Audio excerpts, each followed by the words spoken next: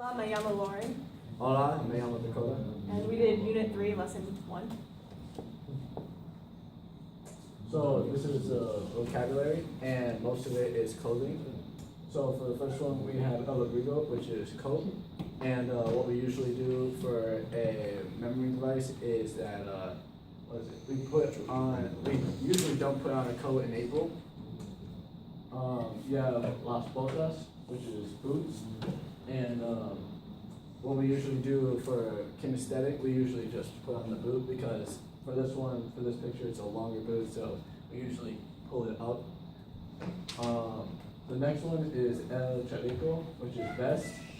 And how we usually put on a vest, we usually put it over our shoulders and then we cut it off right here for a kinesthetic, just to make sure that it's a sleeveless vest. El cinturón, which is a belt. I'm not wearing a belt right now, so that's besides the point. But usually for a belt is we go around our waist and then we tighten it. Then we got la falda, which is skirt. This is usually for her or usually for a female. Yeah, usually. Well, you have the Scottish a bit. And usually when a skirt, it's she'll be like pulling it up or Oh my God. no. Wait, for a kinesthetic, when you wear a skirt. For a kinesthetic memory device, when you have a skirt and you like curtsies, you can do that. There you go. Why didn't you do that, Dakota? I don't do curtsies for that. Dakota wears skirts for a very good reason. Yes, for a very good reason. What is the reason? Y'all are disgusting. Let's not get into the reason. Oh God. Like Dakota is cap, so it would usually be pulling back the cap on your head to make it fit right. La pulsera, which is bracelet. I have a bracelet right now, so it would usually just be you put it on your wrist and you can just have it out like this. For watch, it's el reloj, and for what is it? For kinesthetic, we usually have it where we're telling the time, so we tap our wrist. Then el traje, which is suit. I don't have a suit on, it's kind of casual. So what we usually do is we take the shirt that we're wearing and then we flatten it out to make the shoulders all sharp. That's usually our kinesthetic for suit. And then here we have more vocabulary with clothes. And so estar de moda, which is to be in fashion. And so for this, you can think of like magazines. Like for here, we have a cover magazine because when you're there, you're usually in style. And next is de cuadros, which is plaid. And we have a plaid shirt. And as a bonus visual, we are wearing plaid. And when you put on a plaid shirt, it's usually It's like the same one in the picture. And then our next word is kedar, and it goes along with the next few words, and it's to fit. So here we have like puzzle pieces. So for kinesthetic, you want to like fit your hands together. But when you're talking about clothing and you want to say kedar bien, that means to fit well. So like this shirt, it would fit well. And then kedar mal. So if something's too loose or too tight, then it doesn't fit well, and that's what that means. And then kedar apretado, which is to fit tightly. So if you're kinesthetic and you want to like make your shirt like fit tight, and then kedar flojo, which is to fit loosely. You can think that like flowing things are loose, or you can, if you're kinesthetic, go like this. And then numero, which is your shoe size, and it's kind of easy to remember because it's numero, which is number, and your shoe size is a number. And then la talla is clothing size, and think of it like tally marks, and tally marks are numbers, and it's your clothing size in a number. And then como me quedan, which is how does it fit me, and you can remember this because of the verb quedar, which was mentioned before, which is to fit. And then vestirse is to get dressed, so for kinesthetic, you want to like get dressed. Also, it has the word vest in it, so you know it has to do with clothing and getting dressed. And then lastly, de rayas are stripes. And to remember this, you can think of the sun, and the sun has rays, and rays are like stripes. And so this is for auditory learners who are listening to us gringos trying to pronounce Spanish words, and you're falling asleep in the back of class because you learn visually or auditorily. Al almacén, department store. La farmacia, Pharmacy. Kind of sounds like Siri, right? Spanish Siri. Internet. Deport her. Internet. I would have never. La joyería. Jewelry store. Juice store. La librería. Bookstore.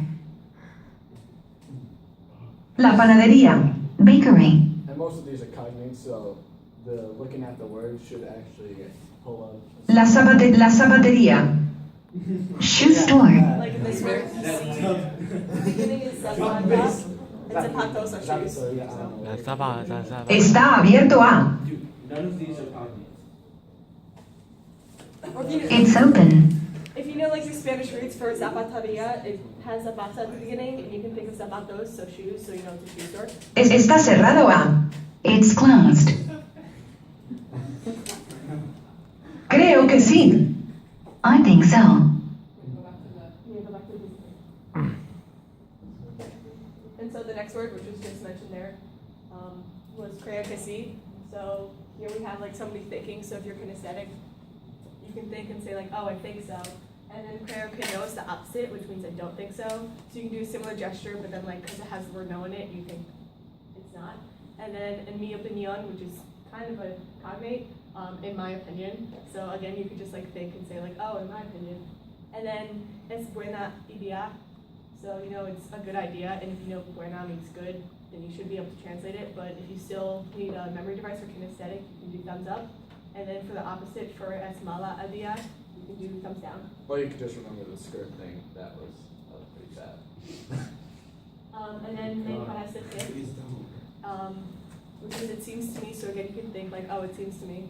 And then we have encantar, which is to delight. And so you can think of it, if you know cantar means to sing, and you like to sing, then you can say it delights me to sing. Importar, it's kind of a cognate, important. Interesar is also a cognate, which is to interest. And then recomendar is to recommend. Alright, so this is grammar and or grammatica, and this is, as it states right here, is pronouns that follow prepositions. And down here we have each one, which is me, he, ella, usted, ellos, ellas, ustedes, nosotros, vosotros, and these are pronouns after the prepositions. You use it to form words such as contigo and conmigo. And such as right here, as you see with the other ones, with hacer, poner, salir, and caer, when you're using the yo form, you actually have to change the end of the word with a go for the yo, and it becomes hago, pongo, salgo, and traigo. It's the same with conocer, dar, saber, and ver, where when you use the yo version of it, it becomes conozco, doy, sé, and yo. And it's the same with decir, venir, and tener. As everybody knows with tener, it's yo tengo for I have. And you have digo and vengo. So at the end of it, when you're using yo, you have to actually change it, and then it's either for the yo, it's a go for depending on the word, and it can actually be a zco for when it's like conocer. And then next we have cultura, and in this chapter it was on Puerto Rico. And so one of the important things in Puerto Rico are timbales, which are a form of drums. It's not to be confused with tambaleros, which are the people who play the drums. And it's used to play styles such as bomba, salsa, and folk music. And we have a video.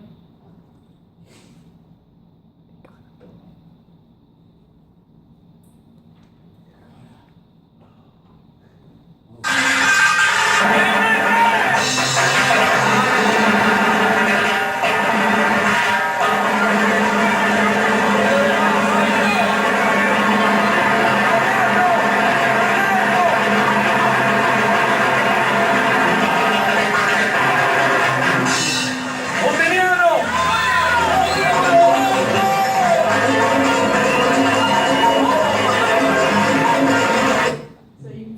they're commonly used by many people, and sometimes they have like drum offs between people. Yeah. And then next.